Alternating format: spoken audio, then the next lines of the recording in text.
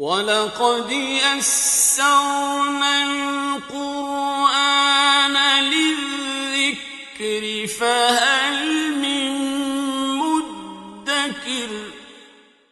الحمد لله رب العالمين، والصلاة والسلام على أشرف الأنبياء والمرسلين. أما بعد، فأعوذ بالله من الشيطان الرجيم من همزه ونفخه ونفثه. بسم الله الرحمن الرحيم. رب اشرح لي صدري ويسر لي أمري واحلل عقدة من لساني يفقه قولي. اللهم انفعنا بما علمتنا وعلمنا ما ينفعنا وزدنا علما.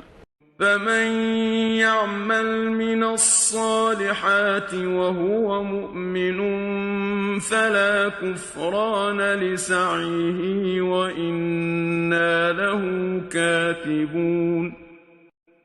وحرام على قرية أهلكناها أنهم لا يرجعون. حتى إذا فتحت يأجوج ومأجوج وهم من كل حدب ينسلون. واقترب الوعد الحق فإذا هي شاخصة أبصار الذين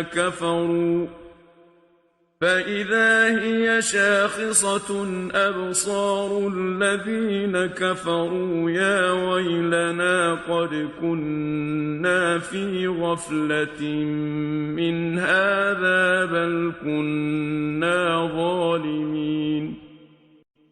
إنكم وما تعبدون من دون الله حصب جهنم أنتم لها واردون. لو كان هؤلاء آلهة ما وردوها وكل فيها خالدون. لهم فيها زفير وهم فيها لا يسمعون. إن الذين سبقت لهم منا الحسنى أولئك عنها مبعدون. لا يسمعون حسيسها وهم فيما اشتهت أنفسهم خالدون. لا يحزنهم الفزع الأكبر وتتلقاهم الملائكة هذا يومكم الذي كنتم توعدون. يوم نطوي السماء كطي السجل للكتب كما بدأنا أول خلق نعيده وعدا علينا إنا كنا فاعلين. ولقد كتبنا في الزبور من بعد الذكر أن الأرض يرثها عبادي الصالحون. إن في هذا لبلاغا لقوم عابدين. وما أرسلناك إلا رحمة للعالمين. قل إنما يوحى إلي أنما إلهكم إله واحد فهل أنتم مسلمون. فإن تولوا فقل آذنتكم على سواء. وإن أدري أقريب أم بعيد ما توعدون. إنه يعلم الجهر من القول ويعلم ما تكتمون. وَإِنْ أَدْرِي لَعَلَّهُ فِتْنَةٌ لَكُمْ وَمَتَاعٌ إِلَى حِينٍ قَالَ رَبِّ احْكُم بِالْحَقِّ وَرَبُّنَا الرَّحْمَنُ الْمُسْتَعَانُ عَلَى مَا تَصِفُونَ فمن يعمل من الصالحات وهو مؤمن فلا كفران لسعيه وإنا له كاتبون. بس جو شخص بھی عمل کرے من الصالحات نیک وهو مؤمن اور وہ مخلص بھی ہو، اخلاص کے ساتھ یہ کام کرے، نیک عمل کرے یعنی، فلا کفران لسعیہ بس نہیں ہے ناشکری اس کی کوشش کی، اس کی کوشش کی ناشکری نہیں ہوگی، اس کی کوشش رائے گاہ نہیں جائے گی، اس کی کوشش لازماً قبول ہوگی. دو شرطیں ہیں، اگر ایک عمل میں دو شرطیں پائی جائیں تو وہ عمل لازماً قبول ہوگا. پہلی شرط یہ ہے کہ وہ عمل نیک ہو. نیک سے کیا مراد ہے کہ وہ نبی کریم صلی اللہ علیہ وسلم کی سنت کے مطابق ہو. اگر وہ نبی کریم صلی اللہ علیہ وسلم کی سنت کے مطابق نہیں ہے تو وہ نیک عمل نہیں ہے، چاہے وہ ہمیں دیکھنے میں کتنا ہی نیک کیوں نہیں نظر آ رہا. حدیث مبارکہ میں ہے، نبی کریم صلی اللہ علیہ وسلم کا ارشاد ہے، صحیح مسلم کی روایت ہے، من عمل عملا لیس علیہ امرنا فہو رد. کوئی بندہ اس طرح کا عمل کرے جس پر ہمارا حکم نہیں ہے، جو ہماری سنت نہیں ہے، تو وہ عمل مردود ہے، چاہے وہ کتنا ہی نیک کیوں نہیں نظر آ رہا، چاہے وہ عمل کتنا ہی ہمیں دیکھنے میں بہتر کیوں نہیں نظر آ رہا. عاملۃ ناصبہ، کچھ لوگ عمل کر کر کے تھکے ہوں گے، تصلی نارا حامیہ، بھڑکتی ہوئی آگ میں داخل ہوں گے. تو یہ وہ اعمال ہیں جو اعمال دیکھنے میں اچھے نظر آتے تھے اور لوگ ان کو نیک سمجھ کے کرتے رہے، لیکن وہ اعمال نبی کریم صلی اللہ علیہ وسلم سے ثابت نہیں تھے. ایک بندہ جو ہے وہ فجر اور ظہر کے درمیان ایک نئی فرض نماز جو ہے پڑھنا شروع کر دے، وہ کہ میں نیک عمل کر رہا ہوں. وعلیکم السلام ورحمۃ اللہ وبرکاتہ. تو فجر اور ظہر کے درمیان کسی نئی فرض نماز کا، چاہے وہ دیکھنے میں نیک عمل کیوں نہیں نظر آ رہا، وہ کوئی ثواب نہیں ہے اس کا، بلکہ وہ گناہ ہے. اگر ایک انسان فجر اور ظہر کے درمیان ایک نئی فرض نماز پڑھنا شروع کر دے، اس لیے گناہ ہے کہ اس کا ہمارے نبی صلی اللہ علیہ وسلم نے ہمیں نہیں سکھایا، ہمارے دین نے اس کا حکم نہیں دیا. تو نیک عمل وہ ہوتا ہے جسے اللہ رب العالمین نے ہمارے لیے طے کیا ہو، نبی کریم صلی اللہ علیہ وسلم نے وہ عمل ہمیں کر کے دکھایا ہو، وہ عمل نیک ہوتا ہے، ورنہ عمل نیک نہیں ہوتا، چاہے وہ دیکھنے میں کتنا نیک کیوں نہیں نظر آ رہا. وَهُوَ مُؤْمِنٌ، اور وہ مخلص بھی ہو. دوسری شرط یہ ہے کہ جو بندہ عمل کر رہا ہے وہ یہ عمل اخلاص کے ساتھ کر رہا ہو. اخلاص کا کیا مطلب یہ ہے کہ وہ اللہ کو راضی کرنے کے لیے یہ عمل کر رہا ہے، وہ کسی اور کو راضی کرنے کے لیے یہ عمل نہیں کر رہا، اللہ کو راضی کرنے کے لیے کر رہا ہے. کسی عمل میں یہ دو شرائط ہوں گی. پہلی شرط کہ وہ عمل سنت کے مطابق ہو، نبی کریم صلی اللہ علیہ وسلم کی اس میں مہر لگی ہو. دوسری شرط یہ ہے کہ اس عمل میں اخلاص بھی ہو، تب پھر وہ عمل اللہ کی بارگاہ میں اوپر چڑھے گا، اللہ کے پاس چڑھے گا. الیہ یصعد الکلم الطیب والعمل الصالح یرفع. اچھے کلمات اللہ کی طرف چڑھتے ہیں، تو یہ عمل اللہ کی طرف تب چڑھے گا، اللہ کی بارگاہ میں تب قبول ہوگا جب اس میں دو شرطیں پائی جائیں. اور یہ جو دونوں شرطیں ہیں، یہ دونوں شرطیں الگ الگ پوری ہونا ضروری نہیں. یعنی اگر یہ شرط ایک عمل ہے، اس کے اندر ایک شرط ہے، دو شرطیں نہیں ہیں، تو ایک شرط سے بھی وہ عمل قبول نہیں ہوگا. وہ دونوں شرطیں بیک وقت پائی جائیں گی تو وہ عمل قابل قبول ہوگا. اگر دونوں شرطیں بیک وقت نہیں پائی جائیں گی تب بھی وہ عمل قابل قبول نہیں ہوگا. اگر دو شرطیں بیک وقت نہیں پائی جائیں گی، دونوں شرطیں بیک وقت پایا جانا ضروری ہے. یہ نہیں کہ کوئی ایک شرط بھی پائی جائے تو عمل قابل قبول ہوگا، نہیں، دو شرطیں بیک وقت پایا جانا ضروری ہے. یعنی وہ عمل کے پیچھے اخلاص، یعنی اللہ کو راضی کرنے کے لیے وہ عمل ہو اور وہ نبی کریم صلی اللہ علیہ وسلم کی سنت کے مطابق ہو. دونوں شرطیں بیک وقت پایا جانا ضروری ہے. اب ایک بندہ بڑا مسنون کام کرتا ہے، بہت ہی مسنون کام کرتا ہے، ایسا کام جو عین نبی پاک صلی اللہ علیہ وسلم کی سنت کے مطابق ہے. فجر کی نماز پڑھ رہا ہے، سنت ہے نبی کریم صلی اللہ علیہ وسلم کی، آپ صلی اللہ علیہ وسلم نے خود پڑھی، لیکن وہ فجر کی نماز پڑھ رہا ہے کسی کو دکھانے کے لیے. مہمان آئے ہوئے ہیں تو مہمانوں کو دکھانے کے لیے خود بھی اٹھتا ہے، ورنہ عام دنوں میں نہیں اٹھتا. مہمانوں کو دکھانے کے لیے خود اٹھتا ہے. ایک بندہ رات تہجد پڑھنا شروع کر دیتا ہے، عام دنوں میں نہیں پڑھتا، لیکن لوگوں کو دکھانے کے لیے تہجد پڑھنا شروع کر دیتا ہے. اب تہجد پڑھنا کتنا مسنون عمل ہے، نبی پاک صلی اللہ علیہ وسلم کی پوری زندگی کی سنت ہے، آپ نے کبھی نہیں چھوڑا. تو آپ ہمیشہ تہجد پڑھتے تھے، تو کتنا مسنون عمل ہے، اس پہ نبی پاک صلی اللہ علیہ وسلم کی مہر بھی ہے. لیکن یہ عمل اللہ کو راضی کرنے کے لیے نہیں ہے، یہ لوگوں کو راضی کرنے کے لیے ہے. تو ایک شرط پائی جائے، دوسری شرط ٹوٹتی ہو، دوسری شرط نہ پائی جائے، تو ایسا عمل بھی قابل قبول نہیں ہے. ایک عمل کے پیچھے بہت اخلاص ہو لیکن وہ عمل سنت کے مطابق نہ ہو، یہ عمل بھی قابل قبول نہیں ہے. اخلاص بہت زیادہ ہے، جس طرح بعض صحابہ کرام نے کہا اخلاص بہت زیادہ اخلاص تھا ان میں، بہت زیادہ جذبہ تھا اللہ کو راضی کرنے کا. انہوں نے کہا کہ نبی کریم صلی اللہ علیہ وسلم تو رات کو جاگتے بھی ہیں، سوتے بھی ہیں، وہ اللہ کے نبی ہیں، ہم عام لوگ ہیں، تو ہمیں تو زیادہ عبادت کرنے کی ضرورت ہے. تو انہوں نے اللہ کو بہت راضی کرنے کے لیے انہوں نے کہا کہ ہم پوری رات جاگیں گے. اب کتنا اخلاص تھا ان کے پیچھے، ایمان اور اخلاص بہت زیادہ تھا. لیکن یہاں کون سی شرط کم تھی؟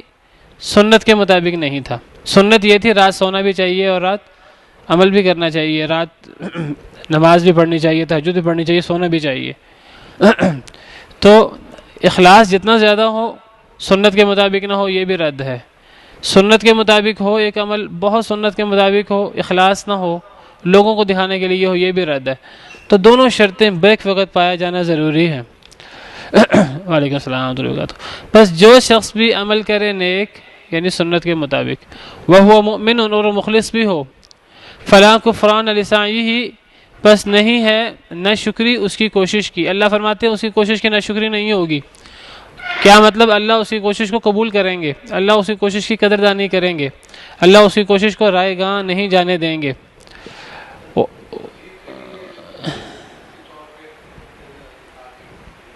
جی کیسے؟ ہاں ترغیب دینے کے لیے کام ہو سکتا ہے، کسی کو دکھانے کے لیے، ترغیب دینے کے لیے کہیں اعلان ہوا صدقہ کرنے کا، خرچ کرنے کا، تو ایک بندہ جو ہے وہ دوسروں کو ترغیب دینے کے لیے کہتا ہے لو جی دیکھو میں اتنا صدقہ کرتا ہوں تاکہ لوگوں کو ترغیب ملے. تو یہ اب ریاکاری نہیں ہے، اس کے نیت سے پتہ لگ جائے گا. اللہ کو نیت کا پتہ ہے، اللہ سینے کے بھید کو بھی جانتے ہیں.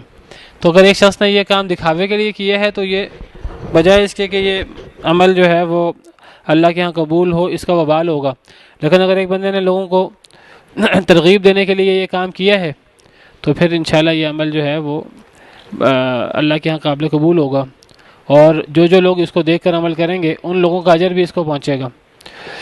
فلا کفران لسعیہ، تو ایسی کوشش اس کی ناشکری نہیں ہوگی.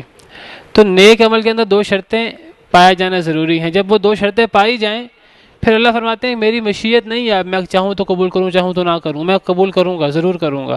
اخلاص ہو اور سنت کے مطابق ہو. وَإِنَّا لَهُ كَاتِبُونَ، اور بے شک ہم اس کے لیے لکھنے والے ہیں، ہم اس کا یہ عمل لکھ لیتے ہیں.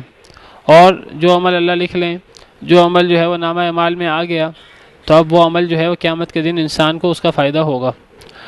وَحَرَامٌ عَلَىٰ قَرْيَةٍ أَهْلَكْنَاهَا، اور لازمی ہے ایک بستی پر، ضروری ہے ایک بستی پر، یا حرام لازمی کے معنی میں، اور ضروری ہے عَلَىٰ قَرْيَةٍ ایک بستی پر، أَهْلَكْنَاهَا جسے ہم نے ہلاک کر دیا ہو، أَنَّهُمْ لَا يَرْجِعُونَ کہ وہ نہیں لوٹیں گے. جس بستی کو ہم نے ہلاک کر دیا ہو اب یہ بات لازمی ہے کہ وہ اب لوٹ نہیں سکتے.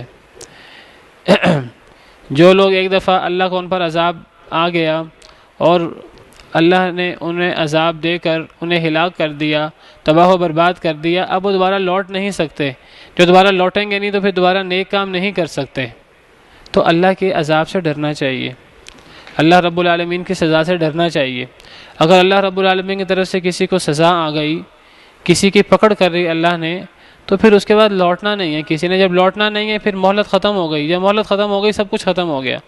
جب دنیا میں اللہ نے ہلاک کر دیا پھر قبر میں اس سے بھی زیادہ عذاب ہے اور پھر آخرت میں اس سے بھی زیادہ عذاب ہے، والعیاذ باللہ. تو لازمی ہے ایک بستی پر جسے ہم نے ہلاک کر دیا ہو، انہم لا یرجعون کہ وہ لوٹ نہیں سکتے، وہ کبھی نہیں لوٹیں گے. مرنے کے بعد کوئی بندہ واپس نہیں آ سکتا. تو ایک انسان کو مرنے سے پہلے پہلے، اللہ کا عذاب آنے سے پہلے پہلے اپنی اصلاح کر لینی چاہیے۔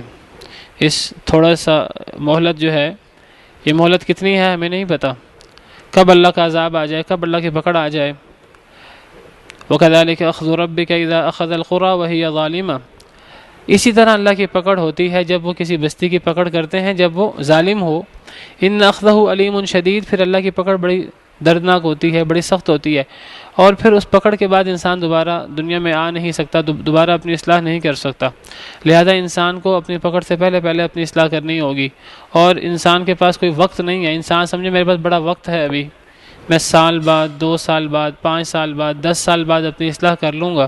کسی کو کیا پتہ کہ اللہ کی پکڑ کب آنی ہے؟ کسی کو کیا پتہ؟ ایک امتی کو کیا پتہ؟ ایک ولی کو، ایک صحابی کو کیا پتہ؟ ایک نبی کو بھی نہیں پتہ۔ نبی کو بھی نہیں پتہ ہوتا کہ میری موت کب آنی ہے۔ ہاں ایک فرق ہے کہ نبی پر جب فرشتہ آتا ہے جان قبض کرنے کے لیے تو ایک دفعہ وہ نبی کو بتاتا ہے، نبی سے اجازت لیتا ہے، لیکن نبی کو بھی اپنی موت کا نہیں پتہ ہوتا۔ نبی کو بھی موت کا نہیں پتہ ہوتا کہ اس کی موت کب آنی ہے۔ تو جب کسی کو نہیں پتہ تو پھر جب نبی کو بھی نہیں پتہ، امتی کو کیسے پتہ ہوگا؟ امتی کو بھی نہیں پتہ۔ جب امتی کو بھی نہیں پتہ کس وقت اللہ کا عذاب آ جائے، تو پھر ایک بندے کو جب اللہ اس کا ذہن کھول لیں، جب اس کے دل میں یہ بات آئے میں اپنی اصلاح کر لوں، اسے فوراً اپنی اصلاح کرنی چاہیے۔ اس اصلاح میں کبھی لیٹ نہیں کرنی چاہیے۔ انسان لیٹ کر لے اصلاح کرنے میں، کیا پتہ بعد میں مہلت ملے کہ نہ ملے۔ تو یہ مطلب ہے اس آیت کریمہ کا کہ جس بستی کو ہم ہلاک کر دیں، جس پر اللہ کی پکڑ آ جائے، پھر وہ بستی واپس نہیں آ سکتی۔ انسان دعائیاں دے گا اللہ سے کہ اے اللہ تھوڑی سی مہلت دے دے کہ میں نیک عمل کر لوں۔ سورہ مومنون میں ہے،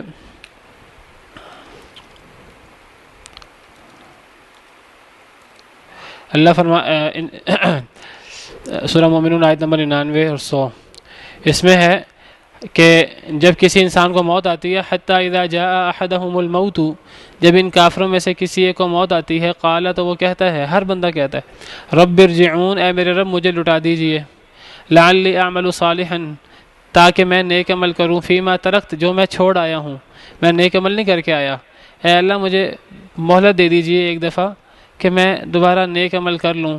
کھلا، اللہ کی طرف سے جواب ہوگا، ہرگز نہیں۔ اب دوبارہ مہلت کسی کو نہیں ملنی۔ اب جسے اللہ نے ہلاک کر دیا ہے، اب دوبارہ دنیا میں نہیں جا سکتا، اب ایک لمحہ کی مہلت بھی نہیں ملنی۔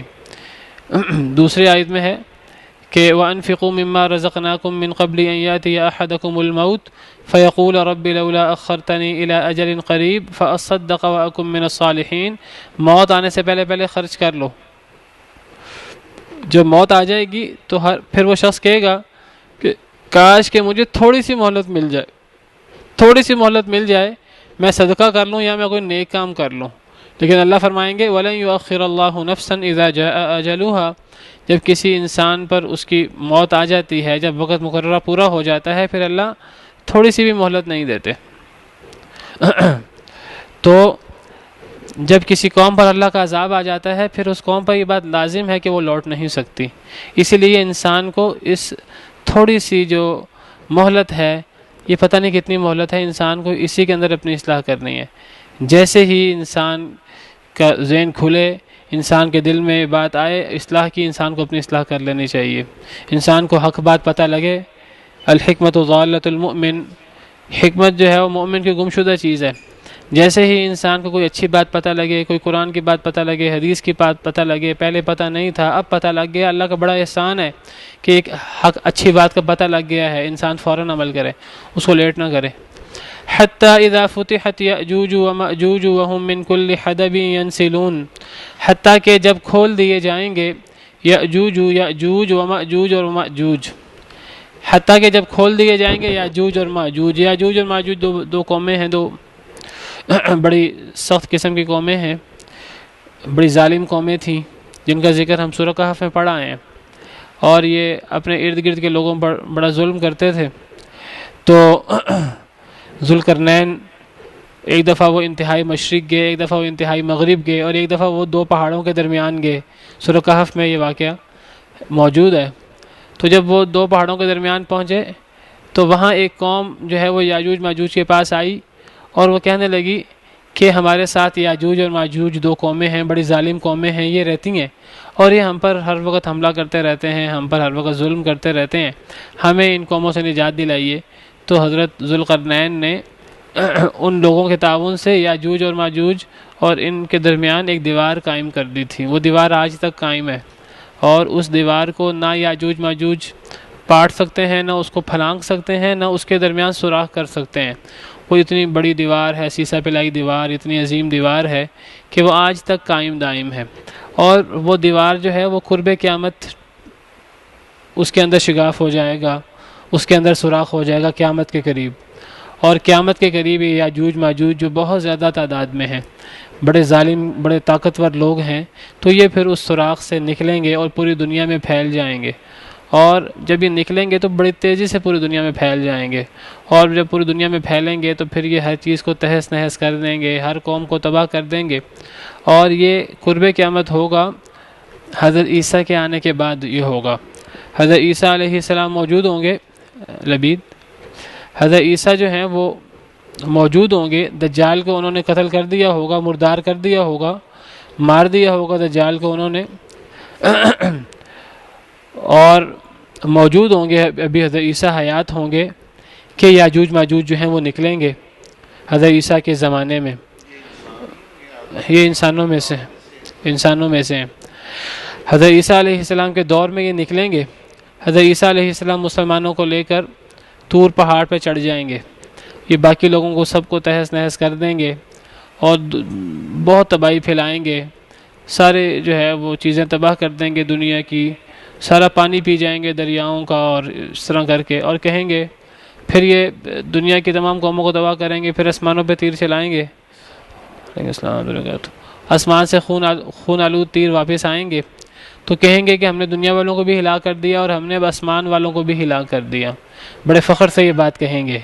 پھر حضرت عیسیٰ علیہ السلام جو ہیں جو طور پہاڑ پر موجود ہوں گے مسلمانوں کو لے کر، وہ بد دعا کریں گے ان کے بارے میں، تو پھر اللہ رب العالمین ان کی گردنوں پر پھوڑے نکالیں گے، تو اس پھوڑے سے یہ لوگ سب مر جائیں گے، ان میں سے کوئی بھی نہیں بچے گا، بہت زیادہ تعداد میں ہوں گے، یہ ہم تصور نہیں کر سکتے کتنے زیادہ ہوں گے، تو یہ اس پھوڑے سے سب مر جائیں گے، پھر پوری دنیا میں بدبو پھیل جائے گی ان کے مرنے کی، سڑان پھیل جائے گی، بہت زیادہ تعداد میں ہوں گے، تو پھر اللہ رب العالمین بڑے بڑے اونٹوں جیسے پرندے بھیجیں گے، جو اونٹوں جتنے بڑے بڑے پرندے ہوں گے، تو پھر یہ پرندے جو ہیں وہ ان کو اٹھا کر دور دراز جگہوں پر پھینک آئیں گے، اس طرح اللہ کی زمین ان کی بدبو سے اور ان کی گندگی سے اللہ کی زمین صاف ہو جائے گی۔ پھر حضرت عیسیٰ علیہ السلام مسلمانوں کو لے کر کوہ طور سے نیچے اتریں گے، اور پھر زمین کے اندر ایک بہت بہترین دور کا آغاز ہوگا، اور امن و امان اور خوشحالی کا دورہ ہوگا۔ ایک ایک پھل جو ہے وہ کئی لوگوں کو کافی ہوگا، ایک ایک پھل جو ہے اس سے کئی لوگوں کا پیٹ بھر جایا کرے گا، تو اتنی برکت اللہ کی طرف سے ہوگی۔ یہ ساری باتیں جو میں نے آپ کو بتائی ہیں یہ صحیح احادیث مبارکہ میں موجود ہیں، یاجوج ماجوج کے قصے کے بارے میں، یاجوج ماجوج کے بارے میں صحیح بخاری صحیح مسلم کی کافی احادیث ہیں، تو تھوڑا خلاصہ میں نے آپ کو بیان کیا ہے۔ حضرت عیسیٰ علیہ السلام کے زمانے میں ان کا خروج ہوگا اور یہ قرب قیامت قریب ہوگا، تو اللہ فرماتے ہیں جی ان کی نہیں، وہ کوئی ایسی بات کوئی یقینی بات نہیں ہے، یہ کہاں کے ہیں اللہ کو پتہ ہے، یہ کہاں کے ہیں۔ ذوالقرنین کا جو قصہ ہے اس میں آتا ہے کہ ایک دفعہ تو وہ حتی اذا بلغ مغرب الشمس، ایک دفعہ تو وہ انتہائی مغرب پہنچے تھے، پھر ہے حتی اذا بلغ مطلع الشمس، ایک دفعہ وہ انتہائی مشرق پہنچے جہاں سورج طلوع ہوتا ہے، ایک دفعہ وہ جہاں سورج غروب ہوتا ہے وہاں پہنچے، اور پھر تیسری جگہ حتی اذا بلغ بین السدین، جب وہ دو پہاڑوں کے درمیان پہنچے، وہاں انہوں نے ایک قوم کو پایا تھا جس قوم نے یاجوج ماجوج کے خلاف شکایت کی تھی۔ اب وہ دو پہاڑوں کے درمیان کون سی جگہ ہے واللہ عالم، اللہ کو پتہ ہے کون سی جگہ ہے۔ آج اتنے وسائل ہیں دنیا میں اور اتنی ٹیکنالوجی ہے، اتنے وسائل اور ٹیکنالوجی کے باوجود ہم نہیں تلاش کر سکے، نہ تلاش کر سکیں گے یاجوج ماجوج کے نکلنے سے پہلے کہ یاجوج ماجوج جو ہیں وہ کس دیوار کے پیچھے بند ہیں۔ ہمارا ایمان یہ ہے کہ وہ بند ہیں، قرآن سے ہمیں پتہ لگتا ہے، سورہ کہف سے، صحیح احادیث مبارکہ سے ہمیں پتہ لگتا ہے کہ وہ دیوار کے پیچھے بند ہیں، اور بہت زیادہ تعداد میں ہیں، لاکھوں کروڑوں اربوں کی تعداد میں ہیں، بہت زیادہ تعداد ہے ان کی، اور ہیں انسانوں میں سے وہ، اور وہ دیوار کے پیچھے بند ہیں۔ جب اللہ کا حکم ہوگا قرب قیامت تو وہ کھلیں گے، ورنہ نہیں کھلیں گے۔ ایک دفعہ نبی کریم صلی اللہ علیہ وسلم نے فرمایا، آپ اپنے دور میں آپ بڑے گھبرائے نکلے اپنے گھر سے، اور آپ کہنے لگے ویل للعرب من شر قد اقترب، عرب کے لیے بربادی ہو اس شر سے جو قریب آ چکا ہے۔ پھر آپ نے فرمایا کہ آج یاجوج ماجوج کی دیوار میں اتنا سوراخ ہو چکا ہے، یہ آپ نے فرمایا، اور آپ نے لوگوں کو ڈرایا یاجوج ماجوج سے کہ یاجوج ماجوج آنے سے پناہ مانگو، بڑی خطرناک قوم ہے۔ پھر آپ نے احادیث مبارکہ میں بتایا کہ یہ قرب قیامت نکلیں گے۔ تو ہمیں نہیں معلوم کہ یاجوج ماجوج جو ہیں وہ کس علاقے میں ہیں، اور کچھ لوگ کہتے ہیں کہ جی یہ جو فلاں ملک کے لوگ ہیں، فلاں تہذیب کے لوگ ہیں، فلاں ترکی، فلاں چینی، فلاں قسم کے لوگ جو ہیں وہ جو تتاری تھے وہ، اور اس قسم کے کچھ لوگوں نے کہا کہ وہ تھے یاجوج ماجوج۔ نہیں، یاجوج ماجوج کے بارے میں بات حتمی ہے کہ حضرت عیسیٰ علیہ السلام کے زمانے میں نکلیں گے دجال کے بعد، تو دجال کے بعد نکلیں گے۔ تو موجودہ قوموں میں سے کسی قوم پر اس کا انطباق کرنا صحیح نہیں ہے، دجال کے ہلاک ہونے کے بعد نکلیں۔ دجال ایک جزیرے میں موجود ہے، تو اب اس کی لوکیشن کیا ہے اس کا بھی نہیں پتہ۔ تو یہ کہنا، یہ دعویٰ کرنا کہ جی ہمارے پاس آج اتنی ٹیکنالوجی ہے کہ ہم زمین کے چپے چپے سے واقف ہیں، یہ بات غلط ہے، یہ صرف دعوے ہی دعوے ہیں۔ تو اگر زمین کے چپے چپے سے واقف ہے تو ان کو یاجوج ماجوج کا پتہ ہو، ان کو دجال کا پتہ ہو، اور یاجوج ماجوج اور دجال سے پہلے انہیں وہ اسامہ کا اور جنہیں وہ تلاش کرتے رہتے ہیں ان کا پتہ ہو۔ وہ جب انہیں ان کا نہیں پتہ ہوتا اور وہ ان سے چھپتے رہتے ہیں اور وہ سالوں انہیں نہیں ملتے، انہوں نے کچھ لوگوں کی گرفتاری پر انعامات رکھے ہیں، اس کا مطلب یہ ہے کہ ان کا یہ دعویٰ کہ ہمیں زمین کے چپے چپے کا پتہ ہے، یہ دعویٰ صحیح نہیں ہے۔ ویسے صرف جو ہے وہ چودراہٹ جمانے کے لیے ایک دعویٰ کرتے ہیں کہ ان کے پاس باقی لوگوں کے بنسبت ٹیکنالوجی زیادہ ہے، اسی ٹیکنالوجی کی بنا پر وہ یہ دعویٰ کرتے ہیں۔ تو یہ کہنا کہ زمین کے چپے چپے سے واقف ہیں، یہ بات صحیح نہیں ہے۔ اسی زمین پر دجال بھی موجود ہے، یاجوج ماجوج بھی موجود ہے۔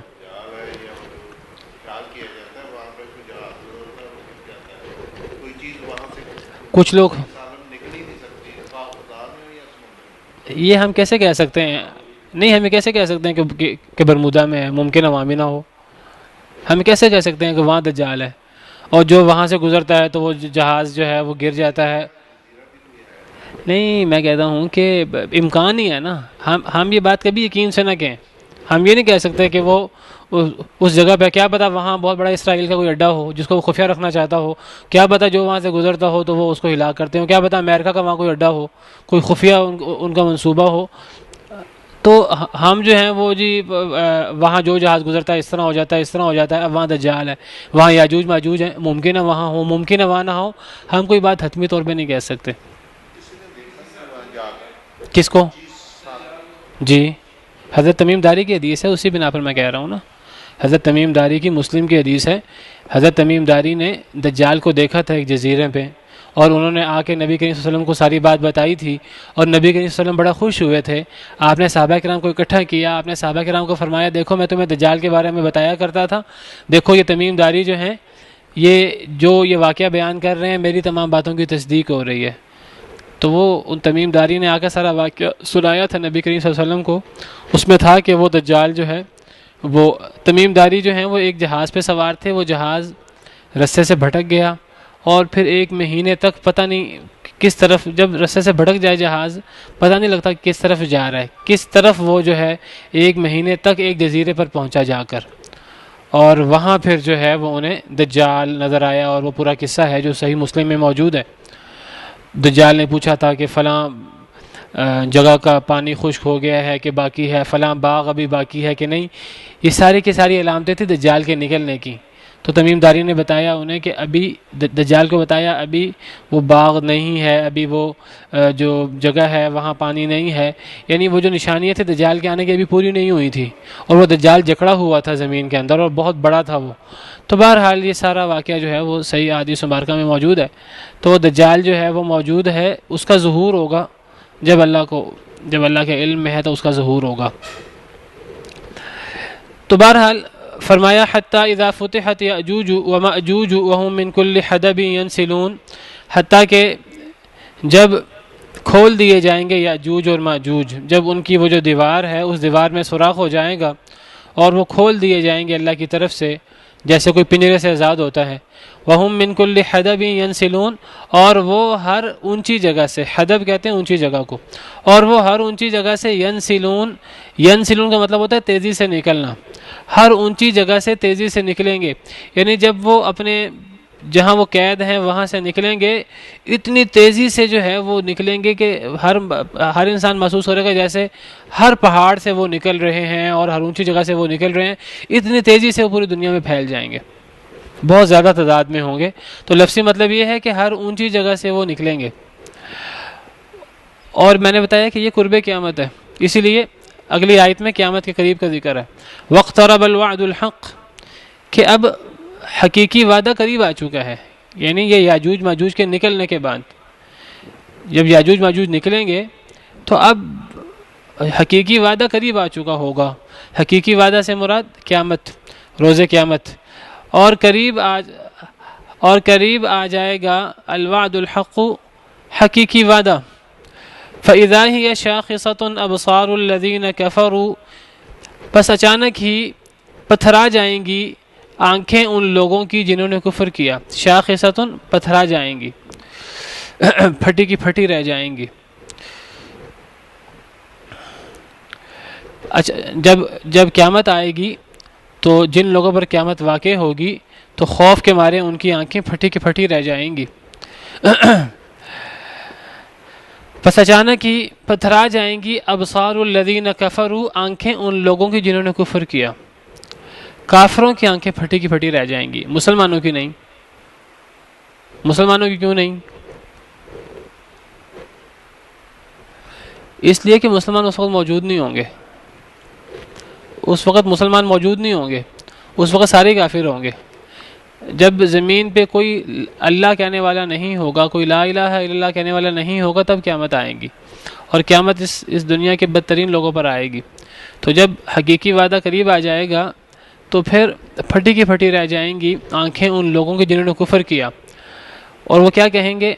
یا ویلنا، ہائے افسوس ہمیں، قد کننا فی غفلت من ھذا، تحقیق ہم تھے غفلت میں اس سے، ہم اس سے غفلت میں تھے، ہمیں یقین نہیں تھا قیامت آئے گی، ہمیں یقین نہیں تھا کہ دنیا ختم ہوگی، ہم غفلت میں ہی رہ گئے، من ھذا، اس قیامت سے، بل کننا ظالمین، بلکہ ہم ہی ظالم تھے۔ تب اس وقت کافر جو ہیں دہائیاں دیں گے اور کہیں گے کہ ہم غفلت میں رہے اس قیامت سے، ہم ہی ظالم تھے۔ لیکن اب اس وقت دہائیاں دینے کا فائدہ؟ قیامت جب آئے گی تب بھی کافر لوگ یہ دہائیاں دیں گے، اور جب کسی قوم پر عذاب آتا ہے اللہ کا، وہ اس قوم کی قیامت ہوتی ہے، تب بھی وہ قوم جو ہے وہ دہائیاں دیتی ہے۔ جس پر اللہ کا عذاب آتا ہے، ہر شخص موت کے وقت، آپ کو بتاؤں، توبہ کرتا ہے۔ موت کے وقت جب وہ فرشتے کو دیکھ لیتا ہے، اب توبہ قبول نہیں ہوتی، ہر شخص اس وقت توبہ کرتا ہے، اور ہر شخص کہتا ہے کاش کہ مجھے مہلت مل جائے، میں غفلت میں رہا۔ ہم نے پیچھے پڑھا اسی سورت کے شروع میں، سورہ انبیاء کے شروع میں ہم نے پڑھا کہ جس قوم کو بھی اللہ ہلاک کرتے ہیں تو وہ پھر قوم یہی کہتی ہے کہ ہائے افسوس، ہم ہی ظالم تھے، ہم ہی غلط تھے، کاش کہ ہمیں مہلت ملے، لیکن کسی کو مہلت نہیں ملتی۔ ان آیات سے ہمیں صرف یہی سبق ملتا ہے کہ انسان کو ہر وقت اللہ سے ملاقات کے لیے تیار رہنا چاہیے، انسان کو ہر وقت اپنی اصلاح کے لیے کمر بستہ رہنا چاہیے، انسان جو ہے وہ شیطان کے وار میں نہ آئے، اور انسان یہ نہ سمجھے کہ ابھی بڑی مدت باقی ہے، ابھی میرے لیے 20 30 سال 50 سال باقی ہیں۔ انسان کو ہر وقت تیار رہنا چاہیے، اور حدیث میں آتا ہے کہ انسان نے اگر کوئی اہم وصیت کرنی ہے، کوئی اہم معاملہ ہے، تو انسان کو 2 راتیں بھی ایسے نہیں گزارنی چاہیے اس کی وصیت اس کے پاس نہ لکھی ہو۔ 2 راتیں بھی انسان کو ایسے نہیں گزارنی چاہیے۔ 2 راتوں کا بھی اعتبار نہیں ہے، 1 رات کا بھی اعتبار نہیں ہے۔ انسان کو جتنی جلدی ہو سکے اپنی اصلاح کر لینی چاہیے۔ تو اللہ فرماتے ہیں جب حقیقی وعدہ قریب آ جائے گا یاجوج ماجوج کے بعد، بس پتھرا جائیں گی آنکھیں کافروں کی، اور وہ کہیں گے ہائے افسوس ہمیں، تحقیق ہم تھے غفلت میں، من ھذا، اس قیامت سے، اس اللہ کے عذاب سے، بل کننا ظالمین، بلکہ ہم ہی ظالم تھے۔ لیکن پھر اس وقت اصلاح نہیں ہو سکے گی، اس وقت توبہ قبول نہیں ہوگی، تو انسان کو اپنی زندگی میں توبہ کر لینی چاہیے۔ انکم وما تعبدون من دون اللہ حصب جہنم، بے شک تم بھی، وما تعبدون اور جن کی تم عبادت کرتے ہو، من دون اللہ اللہ کے علاوہ، حصب جہنم ایندھن ہو جہنم کے. تم اے مشرکو، اے کافرو، اور جن کی تم اللہ کے علاوہ عبادت کرتے ہو، جنہیں تم نے اللہ کا شریک بنا رکھا ہے، تم اور تمہارے شریک دونوں حصب جہنم جہنم کا ایندھن ہیں. انتم لہا واردون، تم سب اس میں داخل ہو کر رہو گے. کس میں؟ آگ میں. تم مشرکو، اے مشرکو، تم بھی اور تمہارے شریک، تم سب جہنم کا ایندھن ہو. یہ جو پتھر کے بت بنے ہوتے ہیں، مجسمے بنے ہوتے ہیں، یہ بھی، اور شرک کرنے والے یہ بھی، انسان کافر مشرک لوگ یہ بھی، اور یہ جو بت بنائے ہوتے ہیں، مجسمے بنائے ہوتے ہیں، تو یہ بھی جہنم کا ایندھن ہوں گے. فرمایا کہ فَإِن لَّمْ تَفْعَلُوا وَلَن تَفْعَلُوا فَاتَّقُوا النَّارَ الَّتِي وَقُودُهَا النَّاسُ وَالْحِجَارَةُ، اس آگ سے ڈر جاؤ جس کا ایندھن لوگ اور پتھر ہیں، جس کا ایندھن لوگ اور پتھر ہیں. یا ایھا الذین آمنوا قوا انفسکم واہلیکم نارا وقودها الناس والحجارہ، اے ایمان والو، اپنے آپ کو اور اپنے گھر والوں کو جہنم کی آگ سے بچا لو جس کا ایندھن لوگ اور پتھر ہیں. یہ پتھر کون سے ہیں؟ یہ یہی جن کے بت بنائے جاتے ہیں اور جن کے مجسمے بنائے جاتے ہیں. تم اور جن کی تم اللہ کے علاوہ عبادت کرتے ہو وہ مجسمے، جن مجسموں کو تم سب کچھ سمجھتے ہو، جن بتوں کو تم سب کچھ سمجھتے ہو، انتم لہا، تم سب جو ہیں وہ جہنم کا ایندھن ہوگے. انتم لہا واردون، تم سب جہنم میں داخل ہو کر رہو گے. لو کان ہؤلاء آلہۃ ما وردوها، اگر یہ الہ ہوتے، ما وردوها، تو یہ کبھی جہنم میں داخل نہ ہوتے. الہ کا کیا تعلق ہے وہ جہنم میں جائے؟ وہ تو جہنم کا خود خالق ہوتا ہے. اگر یہ الہ ہوتے تو یہ جہنم میں داخل نہ ہوتے. وَكُلٌّ فِيهَا خَالِدُونَ، اور سب کے سب اس میں ہمیشہ رہو گے. لَهُمْ فِيهَا زَفِيرٌ، ان کے لیے اس میں چیخ و پکار ہوگی. وَهُمْ فِيهَا لَا يَسْمَعُونَ، اور وہ اس میں سن نہیں سکیں گے. جب جہنمی لوگ جہنم میں چلے جائیں گے تو جہنم میں ایک طوفان بدتمیزی بپا ہوگا، چیخ و پکار ہوگی، اتنی چیخ و پکار ہوگی کہ کان پڑی آواز سنائی نہیں دے گی.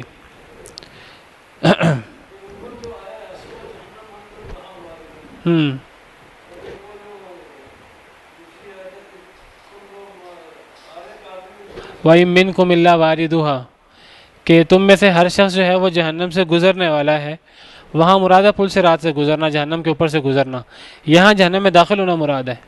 کافر اور جو کافروں کے ماں، وہ جہنم کے اوپر قائم ہوگا. تو وہاں سے ہر ایک نے گزرنا، نیک شخص نے بھی گزرنا ہے، برے نے بھی گزرنا ہے، نبیوں نے بھی گزرنا ہے. جو برے لوگ ہیں وہ کٹ کے گر جائیں گے، اور جو نیک لوگ ہیں، اور یہ جو سواریاں ہیں، یہ جو قربانی کے جانور ہیں، یہی سواری ہوں گے انسان کی. انہی پر اس لیے قربانی کے جانور جو ہیں وہ انسان کو اچھے موٹے تازے خریدنے چاہیے. نبی کریم صلی اللہ علیہ وسلم جن جانوروں کو خریدتے تھے تو حدیث میں آتا ہے کہ آپ 2 مینڈے جو خوب گوشت والے ہوتے تھے، املحینی، خوب گوشت والے، خوب موٹے تازے، آپ وہ مینڈے جو ہیں وہ ذبح کرتے تھے. تو انسان کو اپنی استطاعت کے مطابق اچھی قربانی خریدنی چاہیے. تو انہی قربانیوں پر انسان جو ہے وہ پل صراط سے گزرے گا. تو بہرحال فرمایا لہم فیہا زفیر، اس میں چیخ و پکار ہوگی جہنمیوں کی. وہ اتنی چیخ و پکار ہوگی، وہم فیہا لا یسمعون، کہ وہم فیہا لا یسمعون، وہ اس میں سن بھی نہیں سکیں گے، کان پڑی آواز سنائی نہیں دے گی. جہنم کی اپنی چیخ و پکار ہوگی، جہنم دھاڑ رہی ہوگی، جہنم چیخ رہی ہوگی. جہنم کے بارے میں ہے سورہ ملک میں، سورہ ملک کی آیت نمبر 7، تو اللہ فرماتے ہیں کہ اذا القوا فیہا سمعوا لہا شہیقا، جب وہ جہنم میں ڈالے جائیں گے کافر لوگ تو وہ جہنم کے لیے چیخ و پکار سنیں گے. جہنم بھی چیخ رہی ہوگی. جہنم کیوں چیخ رہی ہوگی؟ غصے کے مارے. جہنم چیخ رہی ہوگی غصے کے مارے، وہی یتفور، اور وہ پھٹ پڑے گی، جوش مار رہی ہوگی، پھوٹ پڑے گی. تکاد تمیز من الغیظ، اتنی چیخ و پکار کر رہی ہوگی، اتنی پھوٹ رہی ہوگی کہ قریب ہے کہ پھٹ پڑے غصے سے. وہ غصے کے مارے، وہ کافروں پر غصہ کرتے ہوئے کافروں سے کہہ رہی ہوگی آؤ میرے اندر آ جاؤ، میں آج تم سے بدلہ لیتی ہوں، اللہ کی مخلوق ہے، وہ اللہ کے حکم کی غلام ہے، وہ بھی کافروں پر غصہ میں ہوگی، اور اتنی غصے میں ہوگی کہ قریب ہے غصے سے پھٹ پڑے۔ تو جہنم بھی چیخو پکار کر رہی ہوگی، اور یہ جو جہنم کے اندر لوگ ڈالے جائیں گے تو یہ بھی چیخو پکار کریں گے، اور اتنی چیخو پکار ہوگی کہ کان پڑی آواز سنائی نہیں دے گی۔ ایک لفظ ہے زفیر، زفیر کا مطلب بھی چیخنا ہوتا ہے، ایک لفظ ہے شہیق، شہیق کا مطلب بھی چیخنا ہے۔ جہنمیوں کے لیے دونوں الفاظ موجود ہیں، زفیر کا لفظ بھی موجود ہے اور شہیق کا لفظ بھی موجود ہے۔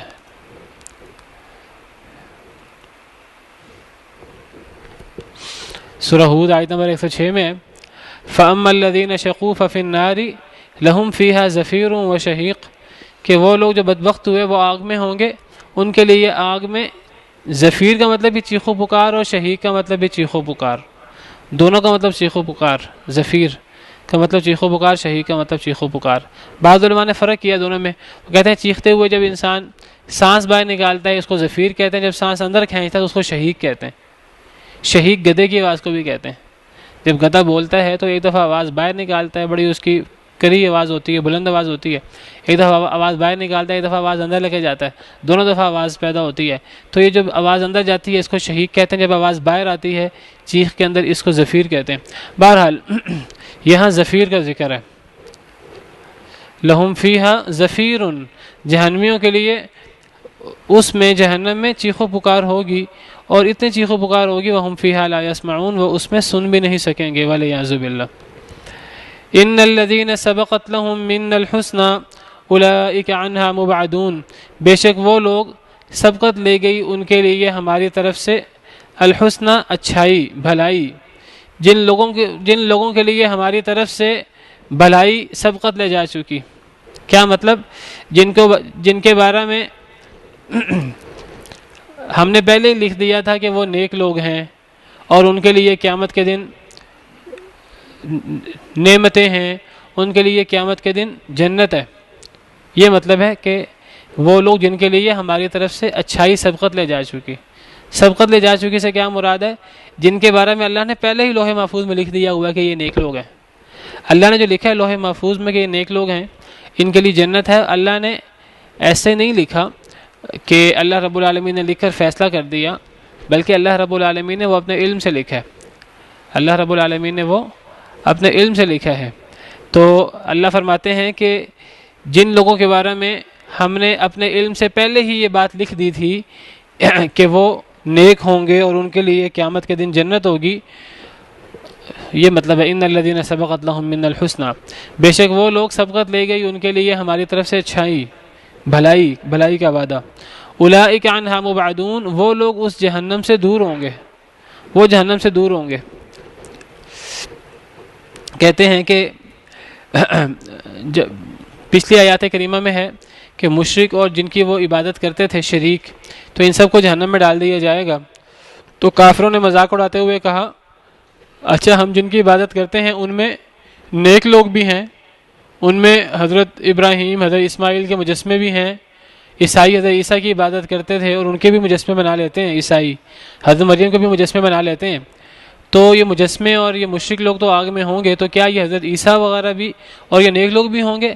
تو اللہ فرماتے ہیں کسی کو مغالطہ نہ ہو، جن کے بارے میں ہماری طرف سے یہ بات طے ہو چکی ہے کہ وہ نیک لوگ ہیں اور انہوں نے کبھی اپنی زندگی میں کسی کو اپنی عبادت کا حکم نہیں دیا، لوگوں نے ان کے بارے میں غلو کیا، تو وہ نیک لوگ جو ہیں وہ جہنم سے بہت دور ہوں گے، وہ جہنم میں نہیں جائیں گے۔ ہاں ایسے لوگ جو اپنی عبادت کا حکم دیتے رہے لوگوں کو، اللہ مشرکوں کو اور ایسے مثلا شیطان لوگوں سے کہتا ہے میری عبادت کرو، مجھے اللہ کے علاوہ معبود مانو، دجال لوگوں سے کہے گا، الوہیت کا دعویٰ کرے گا دجال، فرعون الوہیت کا دعویٰ کرتا تھا، فرعون کہتا تھا میں رب ہوں میری عبادت کرو، نمرود الوہیت کا دعویٰ کرتا تھا، اور بہت سے لوگوں نے الوہیت کا دعویٰ کیا، شداد نے اور دیگر لوگوں نے۔ دنیا میں بہت سے لوگ خدا بن جاتے ہیں، دجال اور دیگر لوگ اس طرح شیطان، تو یہ بھی کافروں کے ساتھ ہی جہنم میں ہوں گے، مجسمے بھی جہنم میں ہوں گے، لیکن جو نیک لوگ ہیں ان کے جو مجسمے بنائے جاتے ہیں وہ مجسموں کو تو جہنم میں ڈال دیا جائے گا، پتھروں کو، پتھروں کو عذاب نہیں ہوگا صرف کافروں کو یہ بتانے کے لیے کہ تم ان مجسموں کو بہت کچھ سمجھتے تھے، یہ مجسمے اللہ کے ہاں کوئی حیثیت نہیں رکھتے، مجسموں کو بھی جو ہے وہ آگ میں ڈال دیا جائے گا کافروں پر عذاب سخت کرنے کے لیے۔ لیکن جو نیک لوگ خود ہیں جنہوں نے کبھی اپنی عبادت کا حکم نہیں دیا، وہ لوگ جہنم میں نہیں جائیں گے، وہ تو جہنم سے بہت دور ہوں گے۔ تو یہ اس مغالطے کا رد ہوا جب یہ آیت اتری انکم وما تعبدون من دون اللہ حسب جہنم، تو مشرکین نے بڑا مذاق اڑایا، انہوں نے کہا اچھا ٹھیک ہے، ہم اور ہمارے جو جن کی عبادت کرتے ہیں وہ تو جہنم کا ایندھن ہے، تو پھر یہ جو حضرت عیسیٰ ہیں تو عیسائی ان کی عبادت کرتے ہیں، ان کے مجسمے بناتے ہیں، کیا وہ بھی جہنم میں جائیں گے؟ انہوں نے مذاق اڑایا۔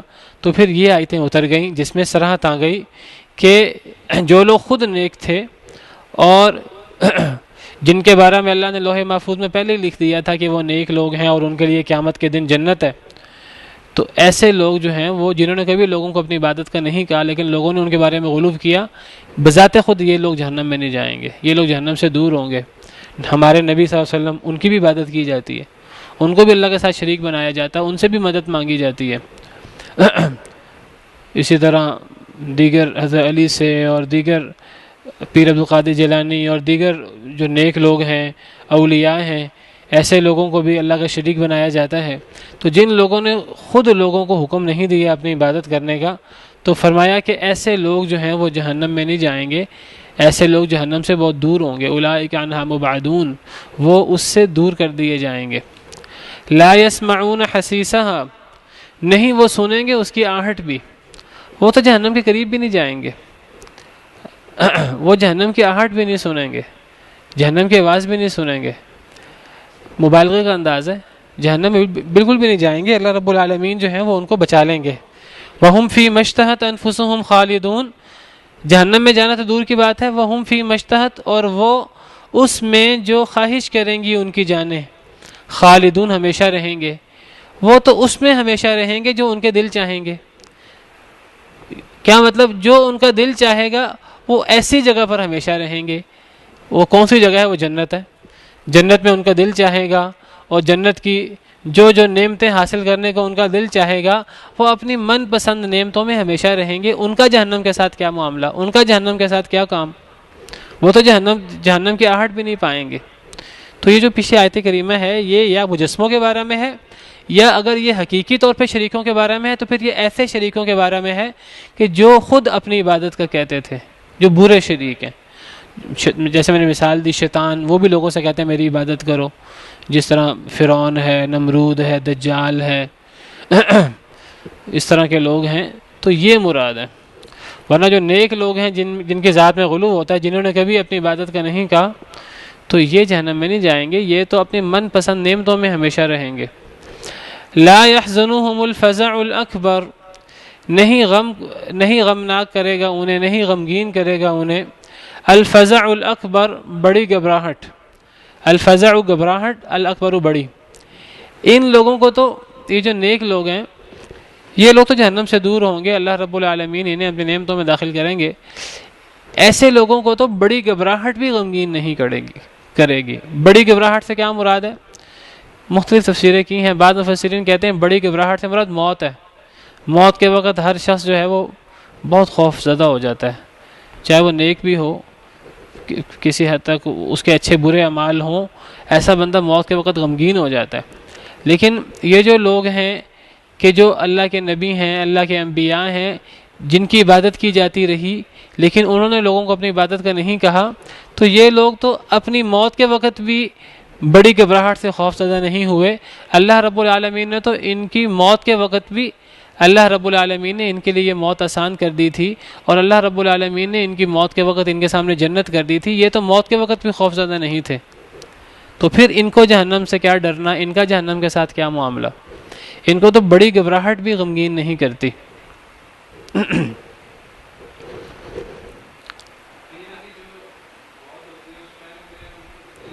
جی تکلیف تو ہوتی ہے، حدیث مبارکہ ہے، اللہ فرماتے ہیں کہ مجھے اللہ کو تردد ہوتا ہے۔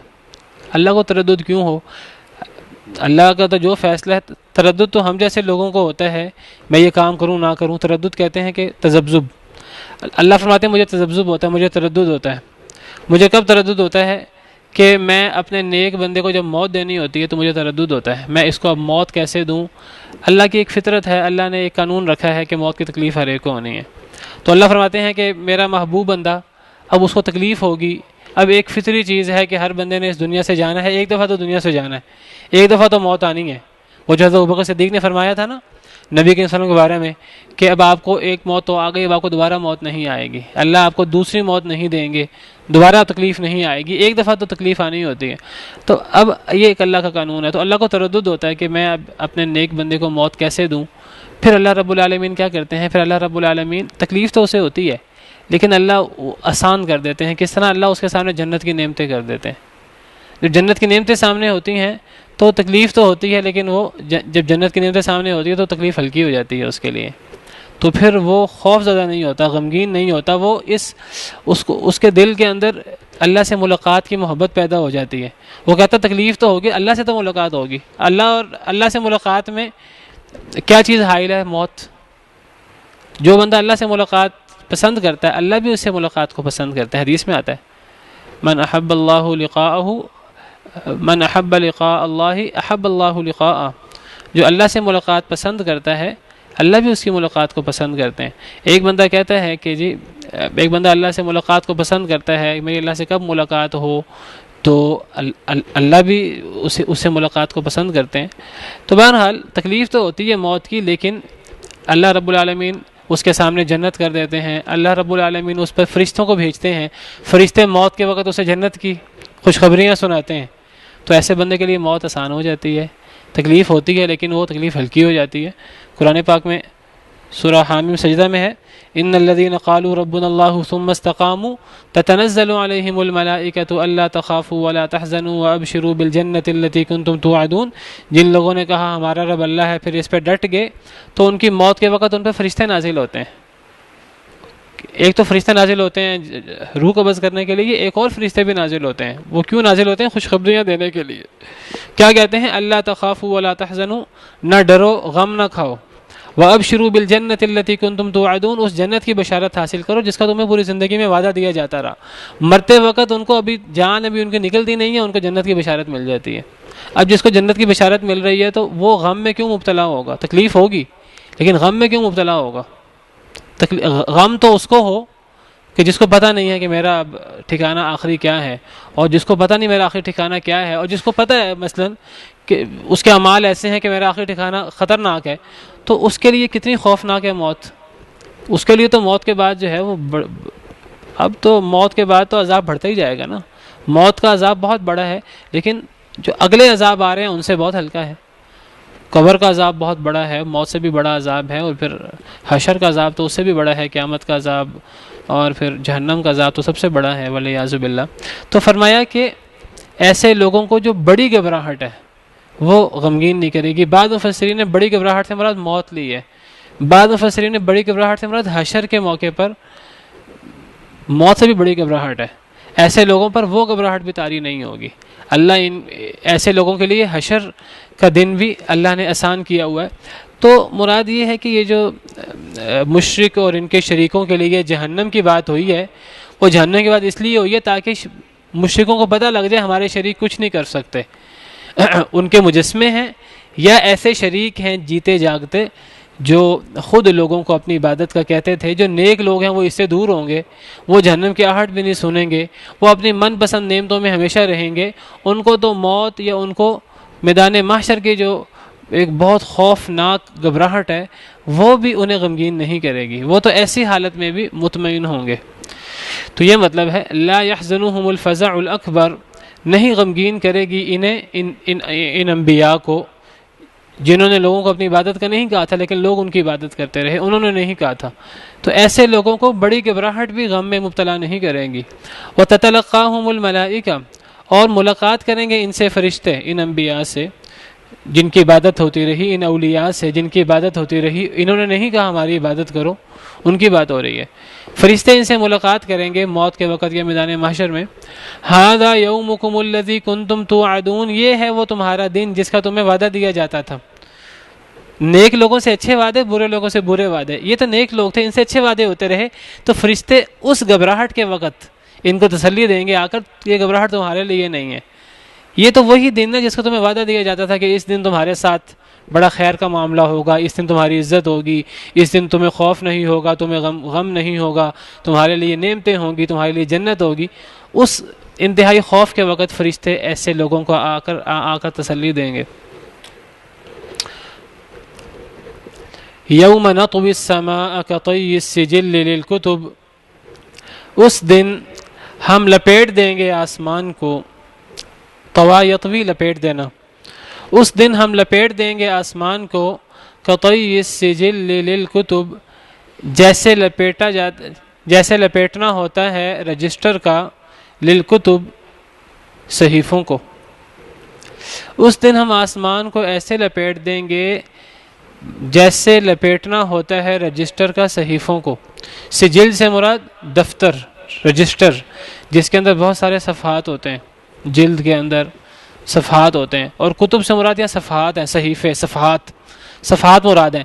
جس طرح ایک رجسٹر، ایک کتاب کے اندر، ایک جلد کے اندر بہت سارے صفحے ہوتے ہیں، اور کس طرح وہ صفحے جو ہیں وہ ایک کتاب کے اندر بندے ہوتے ہیں، اور تو جس طرح وہ لپیٹے ہوتے ہیں، ہم قیامت کے دن آسمان کو ایسے لپیٹ دیں گے. آسمان جو اتنی مضبوط مخلوق ہے اللہ کی، اتنی بڑی مخلوق ہے، ہمارے ہر طرف پھیلی ہوئی ہے، تو اتنی بڑی اتنی مضبوط مخلوق اللہ رب العالمین اسے لپیٹ لیں گے. کہاں لپیٹیں گے؟ اپنے دائیں ہاتھ کے ارد گرد. وما قدر اللہ حق قدرہ والارض جميعا قبضته يوم القیامة والسماوات مطویات بیمینہ. ان لوگوں نے اللہ کی قدر نہیں کی جیسے اللہ کی قدر کرنے کا حق ہے. ساری کی ساری زمینیں اللہ رب العالمین کے دائیں ہاتھ کے قبضے میں ہوں گی، مٹھی میں ہوں گی. والسماوات مطویات بیمینہ، اور آسمان جو ہیں وہ اللہ رب العالمین کے دائیں ہاتھ کے گرد لپٹے ہوں گے. تو آسمان کو ہم لپیٹ لیں گے، یعنی اللہ رب العالمین کے سامنے آسمان کی حقارت، اور آسمان اللہ کے سامنے کتنا کمزور ہے اور کتنا ذلیل ہے، اس کی بات ہو رہی ہے. ہمیں کتنی مضبوط، ہمیں آسمان سے بڑی کوئی مخلوق نظر ہی نہیں آتی. کتنا بڑے سے بڑا ستارہ ہو، بڑے سے بڑا سیارہ ہو، آسمان تو بہت بڑا ہے، بہت مضبوط ہے. اللہ رب العالمین کی مخلوق ہے، اور اس سے بھی بڑی بڑی مخلوقات ہیں، آسمان سے بھی بڑی مخلوقات ہیں. کرسی ہے، اتنی بڑی کرسی ہے کہ جو ساتوں آسمانوں کو اپنے وسعت میں لیا ہوا ہے. وسع کرسیہ السماوات والارض، اللہ کا عرش ہے، اس سے بھی بڑی مخلوق ہے. اللہ کے عرش کے سامنے کرسی کی کوئی حیثیت نہیں ہے. تو یہ اتنا بڑا آسمان اللہ رب العالمین اپنی قدرت، اپنی عظمت بیان فرما رہے ہیں. ہم لپیٹ لیں گے آسمان کو جیسے لپیٹنا ہوتا ہے رجسٹر کا صحیفوں کو. یہاں کتب سے مراد صحیفیں. کما بدأنا اول خلق نعیدہ، جیسے ہم نے شروع کیا تھا پہلی تخلیق کو، نعیدہ ہم اس کا اعادہ کریں گے. قیامت کی بات ہو رہی ہے. اللہ کے لیے قیامت برپا کرنا، قیامت قائم کرنا کوئی مشکل کام نہیں ہے. اتنا بڑا آسمان اللہ لپیٹ لیں گے، آسمان پھٹ جائے گا، آسمان تباہ ہو جائے گا، ریزہ ریزہ ہو جائے گا، اللہ رب العالمین کے مبارک ہاتھ کے گرد لپٹا ہوگا. اور یہ اللہ رب العالمین کے لیے کوئی مشکل نہیں ہے. دوبارہ انسان کیسے پیدا ہوں گے؟ اللہ فرماتے ہیں، یہ کافروں کا اعتراض تھا، اللہ فرماتے ہیں جیسے ہم نے پہلی دفعہ پیدا کیا مخلوق کو، ہم دوبارہ اس کا اعادہ کر دیں گے. ہمارے لیے کوئی مشکل نہیں ہے. پہلی دفعہ پیدا کرنا مشکل ہوتا ہے، دوسری دفعہ پیدا کرنا آسان ہوتا ہے. ہم تو پہلی دفعہ پیدا کر چکے ہیں، تم موجود ہو، پہلی دفعہ پیدا کر دیا تمہیں ہم نے، تو دوبارہ ہم اعادہ کر لیں گے. ہمارے لیے کیا مشکل ہے؟ جیسے ہم نے ابتدا کی تھی پہلی تخلیق کی، نعید اس کا اعادہ کر دیں گے. بڑا آسان ہے. وعدن علینا، ہم پر وعدہ ہے. یہ ہم نے وعدہ کیا ہوا، یہ طے شدہ بات ہے، یہ ایسا ہو کر رہے گا. کافر کہتے ہیں ایسا ممکن نہیں ہے. ایسا بالکل ممکن ہے، اور صرف ممکن نہیں ہے، یہ ہو کر رہے گا.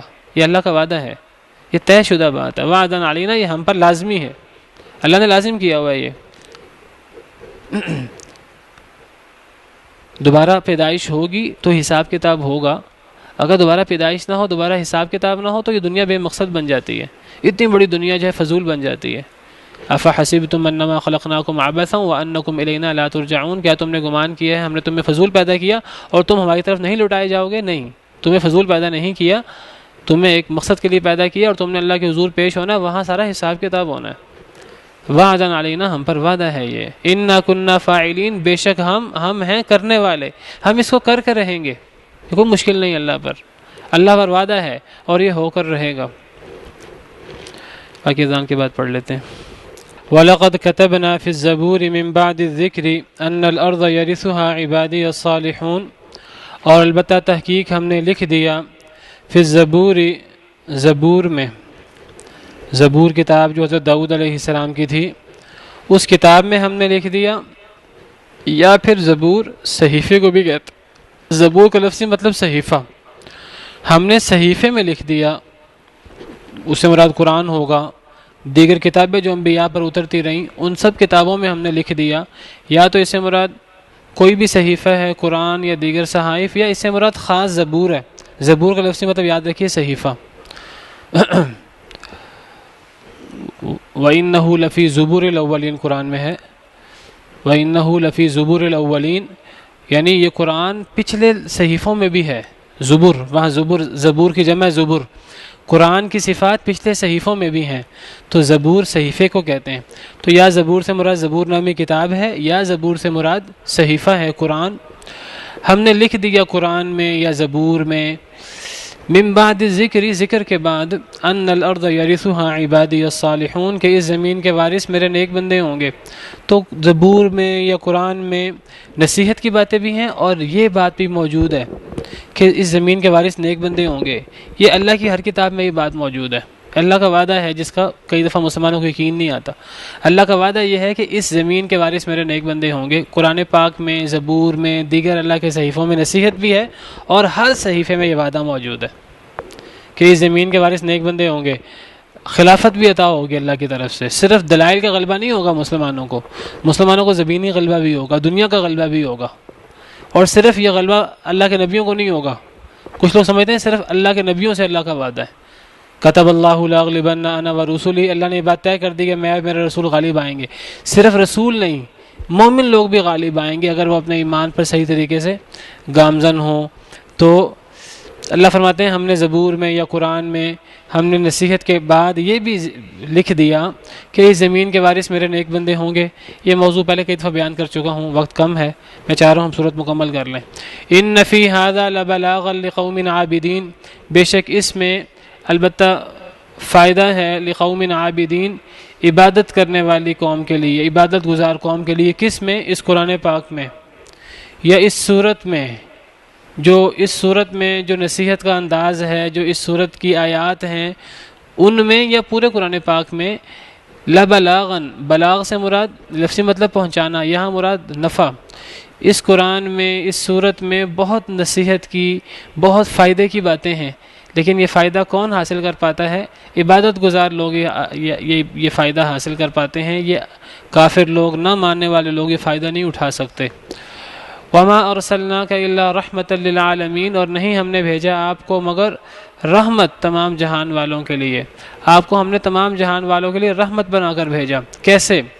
نبی کریم صلی اللہ علیہ وسلم اللہ کی رسالت، اللہ کا پیغام لائے تھے، دین اسلام کا پیغام، جنت میں جانے کا پیغام، جو بندہ اس پیغام کو مان لے تو گویا کہ اس پر اللہ کی سب سے بڑی رحمت ہے، جو بندہ اس پیغام کو قبول کر لے۔ تو آپ کا یہ پیغام محدود لوگوں کے لیے نہیں تھا، ایک محدود امت کے لیے نہیں تھا، بلکہ آپ کا یہ پیغام پوری دنیا کے لیے، قل یا ایھا الناس انی رسول اللہ الیکم جمیعا، کہہ دیجئے اے لوگوں میں تم سب کی طرف اللہ کا رسول ہوں۔ تو آپ کی رسالت پوری امت کے لیے، تمام لوگوں کے لیے، اور جو آپ کی رسالت ہے وہ رحمت ہے، جو بندہ اس رسالت کو مان لے تو اس کے لیے اس سے بڑی رحمت کوئی نہیں ہے، وہ جنتی بن جائے گا، اور ایک بندہ جہنم سے بچ جائے، جنتی بن جائے، اس سے بڑی رحمت کیا ہو سکتی ہے؟ تو آپ کی یہ جو رسالت اور نبوت ہے پوری دنیا کے لیے ہے، تو گویا کہ آپ پوری دنیا کے لیے رحمت للعالمین ہیں۔ یا بعض مفسرین نے اس کا یہ معنی کیا، زیادہ مفسرین نے یہی معنی کیا، بعض مفسرین نے اس کا معنی یہ کیا کہ آپ تمام جہان والوں کے لیے رحمت ہیں، کہ آپ سے پہلے پوری امت تباہ ہو جاتی تھی، لیکن آپ کے آنے کے بعد آپ کی امت پوری تباہ نہیں ہوگی، آپ کی دعا تھی اور اللہ نے وعدہ کیا تھا آپ سے، آپ کی پوری امت کو میں تباہ نہیں کروں گا، اس لحاظ سے آپ اپنے بعد جو بھی آپ کی امت ہے اور تمام جہان والوں کے لیے آپ رحمت بن کر آئے، اور اس طرح دیگر تفسیریں بھی ہیں۔ قل انما یوحی الی انما الہکم الہ واحد، کہہ دیجئے سوائے اس کے کہ نہیں وحی کی جاتی ہے میری طرف، انما الہکم الہ واحد، کہ بے شک تمہارا معبود ایک ہی معبود ہے۔ اے اللہ کے نبی آپ فرما دیجئے مجھے وحی کی گئی ہے کہ تمہارا معبود ایک ہی معبود ہے۔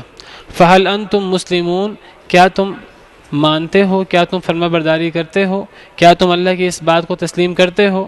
قرآن کا اصل پیغام توحید کا پیغام کہ ہمارا معبود ایک ہی ہے، اور تم اس کو مانتے ہو کہ نہیں مانتے؟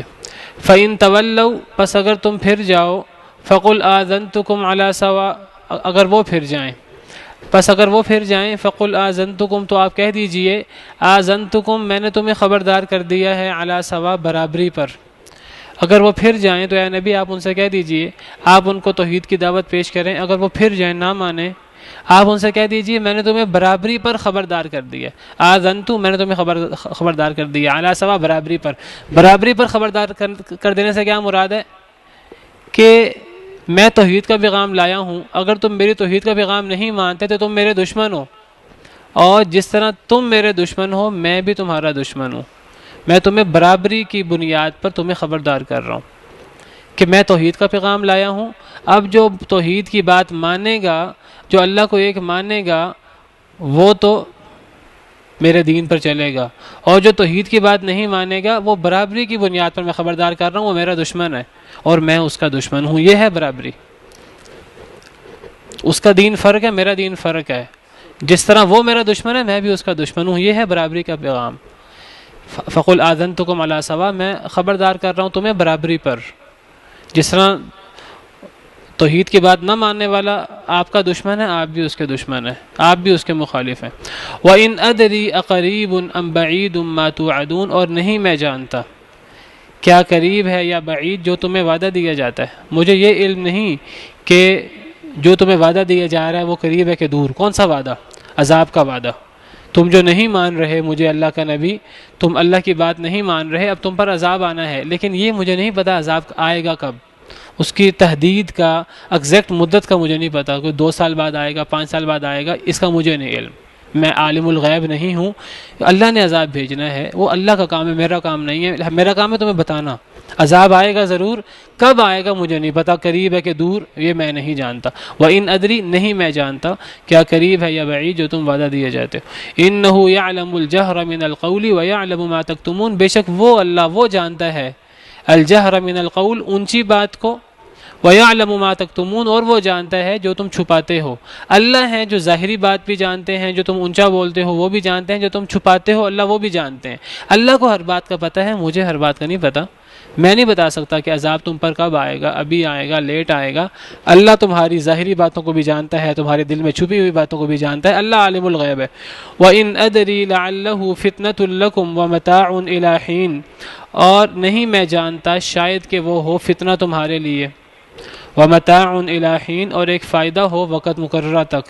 مجھے نہیں معلوم تمہارے لیے یہ فتنہ ہو، یہ آزمائش ہو تمہارے لیے، اور تمہارے لیے ایک وقت مقررہ تک فائدہ اٹھانا ہو۔ قال، نبی نے کہا، ربی، اے میرے رب، احکم بالحق، فیصلہ فرما دے حق کے ساتھ۔ نبی نے کہا، اے اللہ ہمارے درمیان حق کے ساتھ فیصلہ فرما دے۔ وربنا الرحمن المستعان علی ما تصفون، اور ہمارا رب رحمان ہے جس سے مدد مانگی جاتی ہے اس پر جو تم الٹے سیدھے اوصاف بیان کرتے ہو، جو تم اللہ کے الٹے سیدھے اوصاف بیان کرتے ہو، اللہ کے ساتھ شریک بناتے ہو، جو تم میں نبی کے الٹے سیدھے اوصاف بیان کرتے ہو، مجھے باتیں بناتے ہو، ان تمام الٹے سیدھے اوصاف بیان کرنے پر میں اللہ سے مدد مانگتا ہوں۔ اللہ مستعان ہے اوپر اس کے جو تم اوصاف بیان کرتے ہو، اور نبی اللہ سے دعا کرتے ہیں کہ اے اللہ ہمارے درمیان حق کے ساتھ فیصلہ فرما دے۔ تو یہ سورہ انبیاء ہے جو الحمدللہ ہماری آج مکمل ہو گئی ہے۔ بڑی عظیم صورت ہے، آپ نے یہ صورت تفصیل سے سنی ہے، تو الحمدللہ ہماری یہ ختم ہو گئی ہے۔ تو آج ہمارا جو ہے وہ آخری دن ہے عید سے پہلے، کل ہماری کلاس نہیں ہوگی انشاءاللہ، کل چھٹی ہوگی۔ تو اب ہماری اگلی کلاس کب ہوگی؟ پیر سے کرنی ہے کہ کچھ لیٹ کرنی ہے؟ دیکھ لیں، پیر کو کرنی ہے کہ 1-2 دن لیٹ کرنی ہے؟ اگلی پیر میرے خیال زیادہ لیٹ ہو جائے گی، تو جس طرح ہم نے 2 دن پڑھ لیا ہے 2 دن مزید چھٹی کر لیں، بدھ کو کلاس کر لیں گے۔ جی بدھ کو ٹیسٹ نہیں کریں گے، اس کا آپ تیاری کر لیں.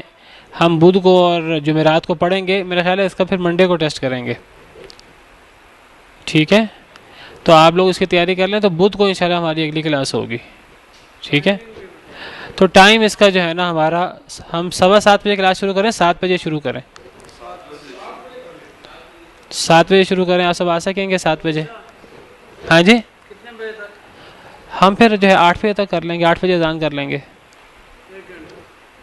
ہاں جی، 8 بجے اذان کر لیں گے، 8:15 بجے جماعت. ٹھیک ہے، 7 بجے کر لیں کلاس. ٹھیک ہے جی، 8 بجے ہماری کلاس ہوگی انشاءاللہ بدھ کے دن. ٹھیک ہے، تو آپ لوگوں نے جو ہے نا وہ عرفات کا روزہ نہیں چھوڑنا. عرفات کا روزہ جو ہے وہ 9 تاریخ کا روزہ ہے عرفات کا، لیکن احتیاطاً کل کا روزہ بھی رکھ لیں. بعض لوگ کہتے ہیں کہ جی عرفات کا روزہ جو ہے وہ اس دن ہوتا ہے جس دن حاجی عرفات میں ہوتے ہیں، تو حاجی تو عرفات میں جو ہیں وہ کل ہوں گے. احتیاطاً کل کا بھی رکھ لیں. ویسے اصل روزہ عرفات کا وہ 9 تاریخ کو ہے. عرفات کے روزے کی فضیلت یہ ہے کہ 2 سال کے گناہ معاف ہوتے ہیں. وقت ختم ہو گیا ہے. سبحانک اللہم ربنا و بحمدک اشہد ان لا الہ الا انت استغفرک و اتوب الیک.